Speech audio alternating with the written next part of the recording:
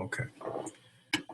So in this session, I'm going to review a fatigue problem, if you can see it. So this problem is a design problem to illustrate the relationship between the required geometry for a particular design and the fatigue life. So the problem is shown here, where I have a spring which has a straight section, 140 millimeters long, and it has a cross section, a rectangular cross section, 20 millimeters by 4 deep, and the spring has 2 bolts at the end in here. So on this spring, it is required for latching. So latching requires some terminal force on the tip of the spring, and the force fluctuates up and down, causing deflection of that tip. So if the tip goes down, you're going to have some bending, and then when you get bending, there is a curved section of the spring, as you can see in here. And then there's going to be support forces from the 2 bolts. So the statement of the problem is right here. We have a 4 by 20 millimeter latching spring, and in this latching spring, we first apply a preload during assembly by shimming under the bolts to obtain an estimated initial deflection of 2 millimeters.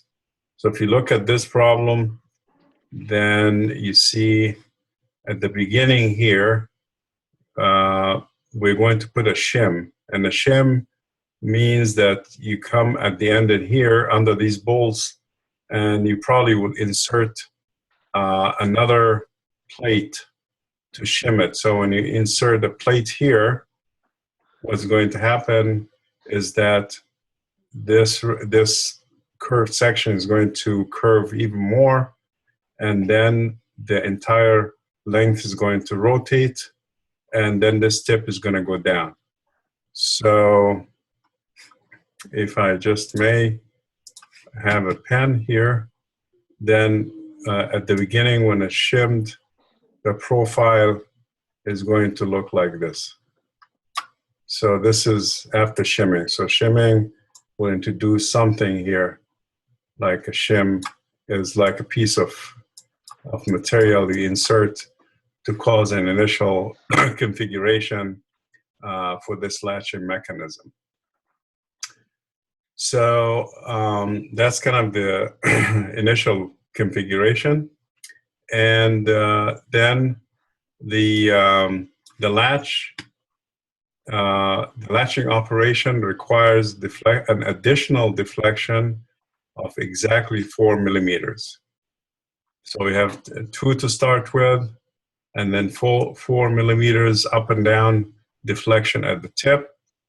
And the material is given ground high carbon steel, and is bent and then hardened and tempered to a minimum hardness of 490 BHN, Brenner hardness number. So this, we go back to the material properties section, you'll see that instead of measuring the strength, a lot of times it's so much easier to do an indentation, and from the indentation it's non-destructive. Indentation gives you a certain depth of indentation, and that's converted to a hardness number, and then there's a linear relationship between the hardness number and the strength of the material, the ultimate strength.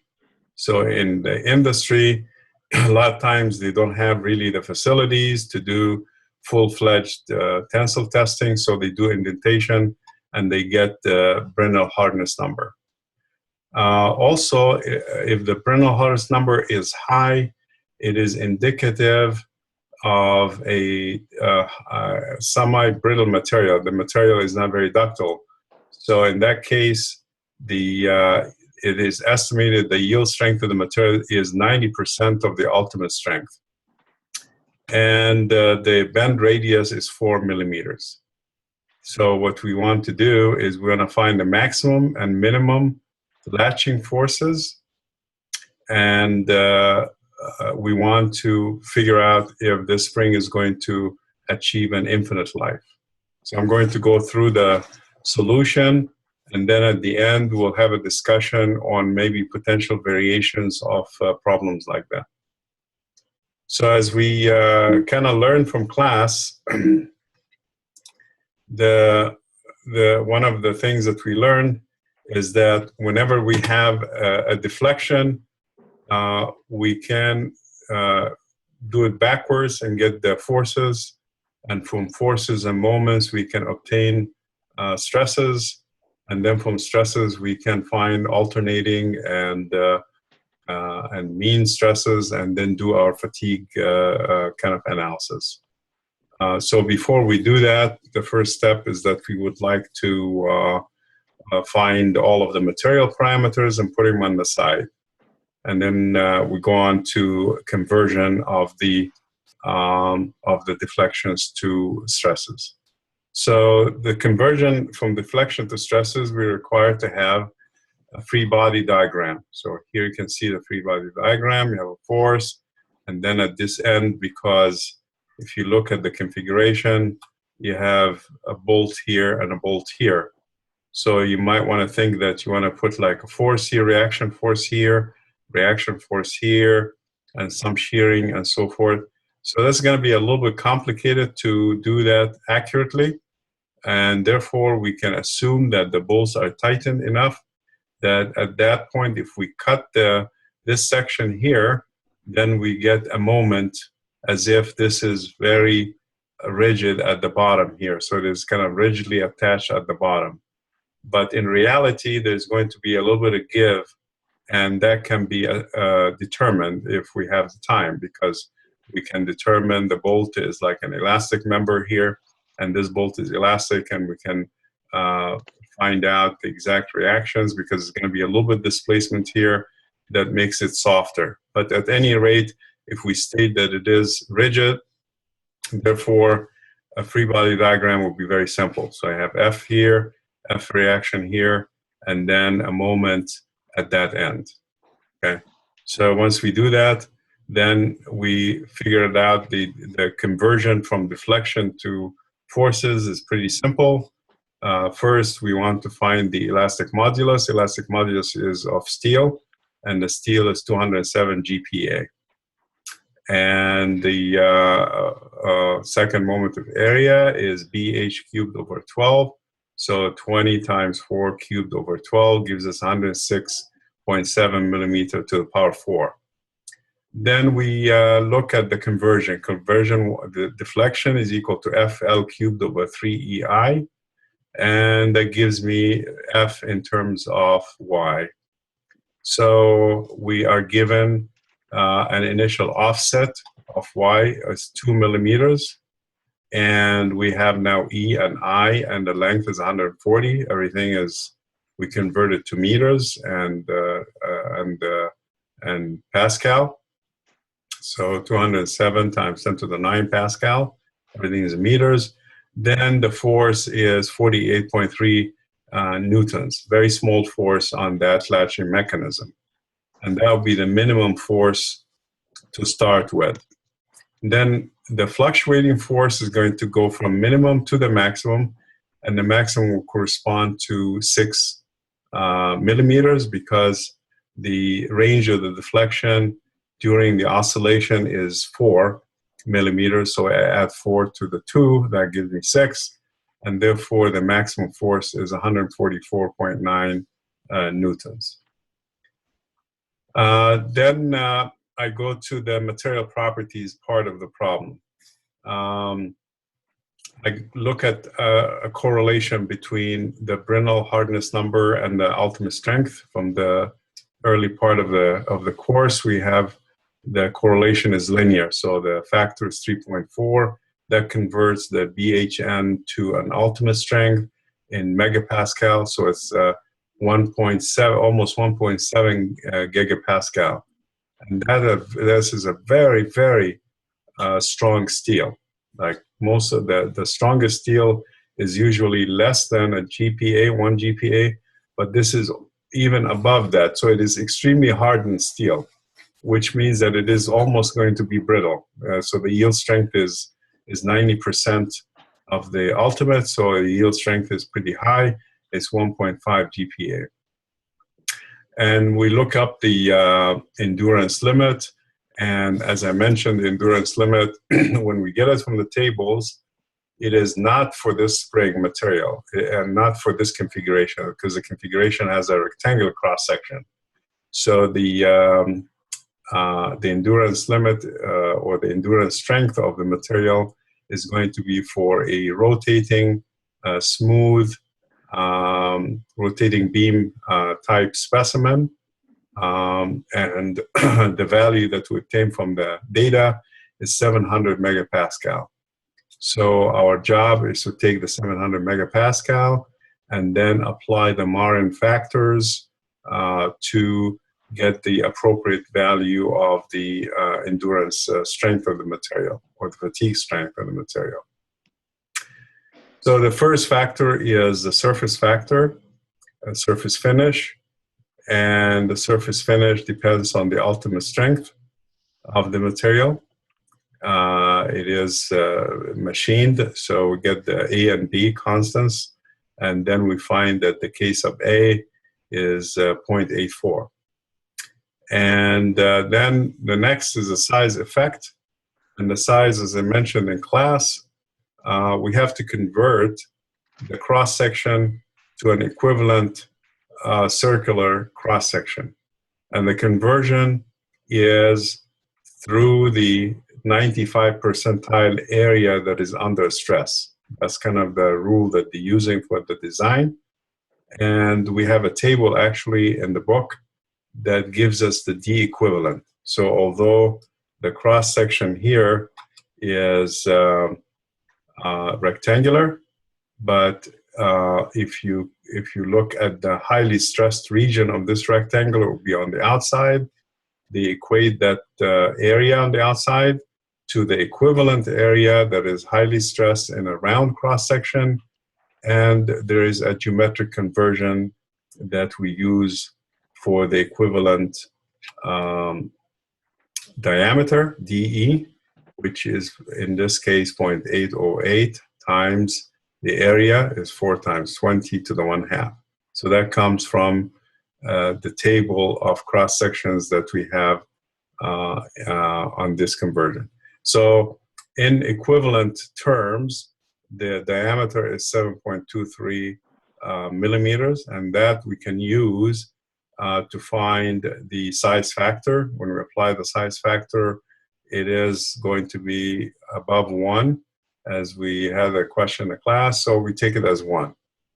And now we don't have really any additional information. We don't have information on the operational temperature to have a temperature effect, and the reliability. We're going to assume it's a 50% reliability, so the reliability factor is going to be 1.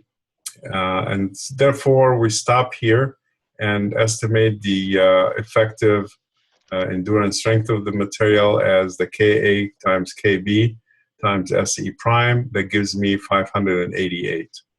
So now I'm ready to start looking at the analysis. So if we go back, the analysis, I'm going to find if this force is going to push down here, then there's going to be a moment applied exactly at this point. And notice that in the statement of the problem, the shimming, like the original dimensions of the problem, we have 140 millimeters from center of the spring in here to the edge.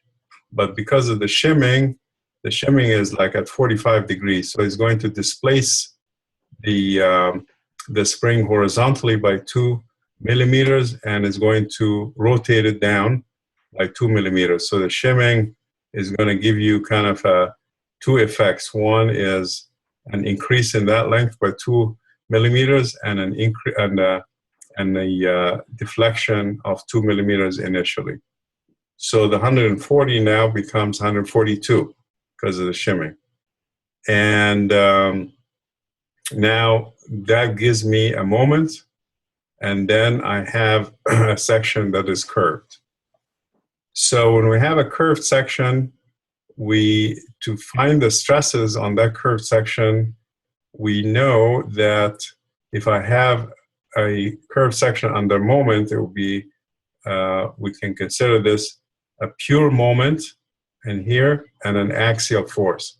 So in essence, I have a curved beam, and the curved beam has a moment, and it has also a thrust or an axial force going through it. And as we learned from 156A or from the stress analysis part of the book, chapter 2, we can determine the stress on that curved section. If it is a straight section, we would say M times C over I. But if in a curved section, we have to be a little bit careful, because the stress will be higher on the inner radius, which is right here, and compressive, and then it will be lower on the outer radius and tensile. And the formulas we have are similar to MC over I, but they have a little bit of change. Okay, so if we go here, we find that first thing is that we have to kind of write the moment in terms of the force, and the force now is given in terms of the deflection. So the moment is the force times the distance, 142 times F in Newton meter. The area is given. The height of the beam is 4 millimeters. This is the depth. And then we have two radii. So in the statement of the problem, it is stated that the bend has a 4 millimeter radius. So it's bent to 4 millimeters. So it means that the inner radius is 4, and then if I add another 4, then the outer radius will be 8. So if you look at that, then I have R inner is 4, and R outer is Ri plus H, which is the thickness, so we get 8. So when the radius varies from 4 to 8, and it's 4 deep, that is not a very thin beam. That has to be considered a thick beam, basically, because the aspect ratio is kind of small. The ratio of the radius of curvature divided by the thickness here is 1. So in other words, it's really a thick beam. And we mentioned if it is a thick beam, we have to use the Winkler theory for the thick beam, in which we find first the neutral axis and also the centroidal axis, and then the difference between them gives me the eccentricity. So the neutral axis is given by h over the natural log of the outer over the inner radius. That is 5.77. And then the eccentricity would be the difference between the neutral axis and the centroidal distance. Centroidal distance is midway between 4 and 8. Midway means 6. So it'd be 6 minus that. It gives you a small eccentricity. And now we can determine the C inner and the C outer. C is the distance between the neutral axis and the surface you want to look at for the stress. So at the inner radius, we have Rn minus Ri. So this is Ci is 1.77, and C outer is going to be 2.23, which means that between the neutral axis and the inner surface is smaller distance than between the neutral axis and the outer surface, which makes sense in terms of the calculations. So the calculations now, the final result, remember for a straight beam it was mc over I. Now we have two things. We have an axial force because the axial force is going to cause compression in here, so it's negative. It gives you negative stress. And then we have the effect of the moment. So we add up these two. The inner stress is the axial force over the area. This is compression. And the inner is mc. Instead of I, in a curved beam, it is the area times eccentricity times the radius of, for that particular surface. So we have mc over ae times r, and we do the calculations. We calculate everything in terms of the force F, because we still have to convert or to find out how to convert the tip deflection to force. So keep everything in terms of force. On the inner surface, the stress is compressive, minus 3.44 times F, and on the outer is 2.145 times F. So on the inner, it is larger numerically than the outer, but it is compressive. So there is a possibility if the force is too high, then you could have a compressive yield failure, for example, on that spring. We have to kind of be careful with that. So now we know that the force is dictated by the deflection, and deflection goes from 2 millimeters to 6, and therefore the force will have to be from the minimum that corresponds to 2 to the maximum that corresponds to 6. And notice that we did that conversion already. So the minimum force is 48, maximum force is 144.9. So the conversion is already done, 144.9, 48. And that gives me the inner stresses, minimum and maximum, the outer stresses, minimum and maximum. And once I know minimum and maximum in a cycle, I can add them up, divide by 2, get the average or the mean. I can subtract them, divide by 2, get the alternating. And that's what I did. This is the alternating, and this is the mean and for the inner, and this is the alternating and the mean for the outer. Now we take a little bit of a break here to see, to think a little bit more. So if you look at this, on the inner surface, you have a mean stress that is compressive. But on the outer surface, you have a mean stress that is tensile. So we mentioned in class that if you look at a component where you have a mean stress and an alternating stress, generally you have damage due to this and damage due to that, and you add them up and you equate it to 1. These are all the theories that we learned, right? But if the mean stress is compressive, then it shouldn't cause any damage. In fact, it closes the crack. So we take that one out of the equation. And that's important to note here. So before we go to the fatigue, we check for yielding.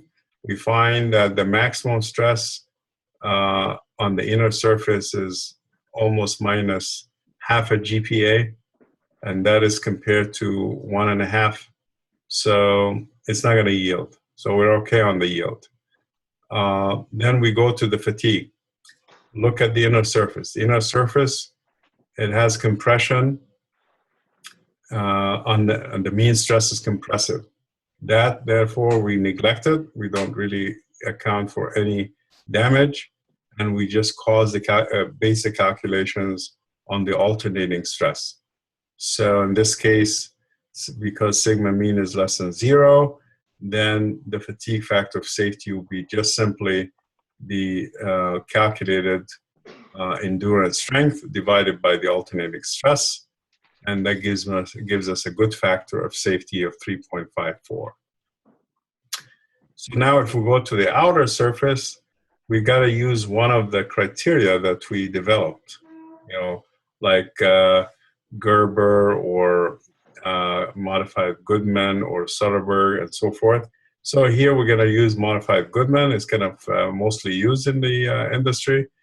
So if the mean is greater than 0, then we add up the damage due to the alternating, which is the ratio alternating over the endurance strength, to the damage due to the mean, which is the sigma mean over S ultimate, and we equate this to 1 over the factor of safety. And when we do that, we get a factor of safety 3.33, and that is for an infinite life. Okay. So the problem is very interesting, and it gives us possibilities to maybe investigate potentially a few different things in here. For example, what we could do is, if we're given certain deflection, we could design this spring to find a radius of curvature at the bend for an infinite life. That could be a different question. How is that? Well, if you go back here, if we know the deflection of the tip, which let's say from 2 to 6, and then we know the distances, but we don't know the radius of curvature of that.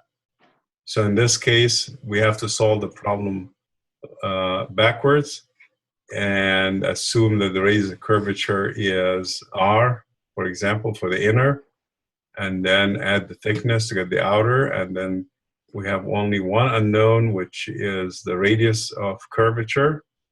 And we just proceed with the design as we did. Let's say if it is assuming that the fatigue factor of safety is 1, just barely making it to infinite life, that would be a condition sufficient to determine the radius curvature. In other words, R here would be unknown. All of this are unknown. The F would be known because we know the relationship between the force and deflection, and the stresses now will be in terms of R rather than in terms of the force or deflection. And then when we propagate them, we would have to now assume that the fatigue factor of safety is 1 rather than 3 or 4, whatever came out. Like here, it just came out from the calculations for a given R. But we can do it backwards. We can just figure out what is the radius that can give us exactly an infinite life. Is that okay? Okay, another possibility here is that we can give a deflection, right? And then we can find the radius for a certain number of cycles, n cycles. For example, if I want to design this to last only 100,000 cycles, then I just don't know how far I can push it down. What is the deflection, or what is the radius? Either one of those. It could be that we give deflection and we find the radius, or we give the radius and we find the deflection. But if we're given deflection, like in the previous case, then the radius will be the only unknown. Instead of designing for an infinite life, I can use the formulas for a certain number of cycles, n, like 100,000, for example. Remember the formula, n is equal to a times s to the power b. So we can use this formula for high cycle fatigue. We know a and b, and then we can determine the s. And the s here, you have to be careful because it is sigma REV. Remember, it has the mean stress inside. So we have to kind of add that to the calculations in here. So that's another possibility here. Okay. Another third possibility is that we have a given life n, like 100,000 cycles. We find the maximum deflection, or we can, find the maximum shimming displacement. So now we got the idea that you have a very flexible problem. You can design the shape of the object to meet a certain number of cycles or an infinite number of cycles, or you can go backwards to from given deflection and geometry, you can find whether it's going to meet an infinite lifetime or a finite lifetime. So that's kind of the problem here that I chose for the review today. Are there any other questions or issues?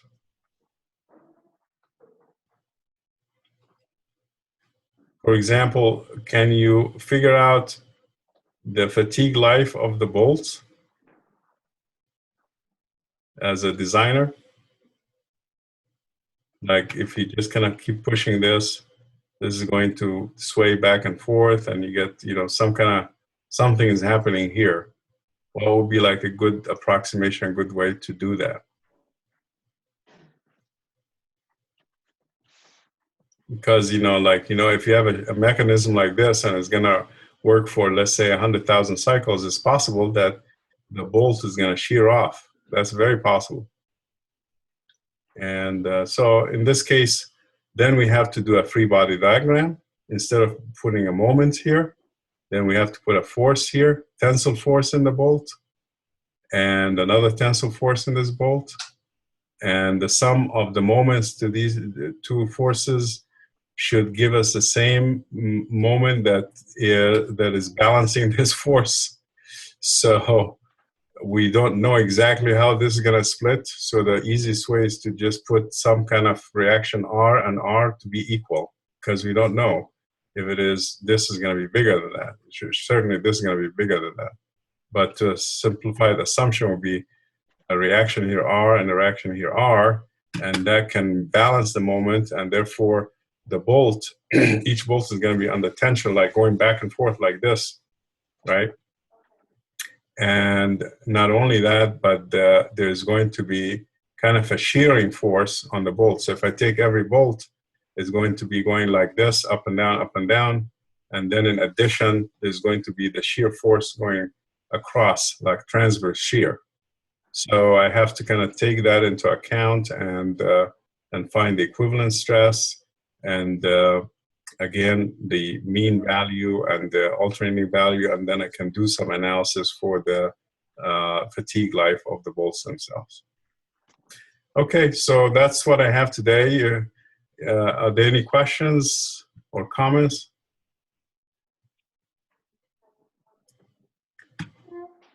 All right, I think that's, I'm going to kind of record it, and then I'll post it online. So we'll see you guys tomorrow.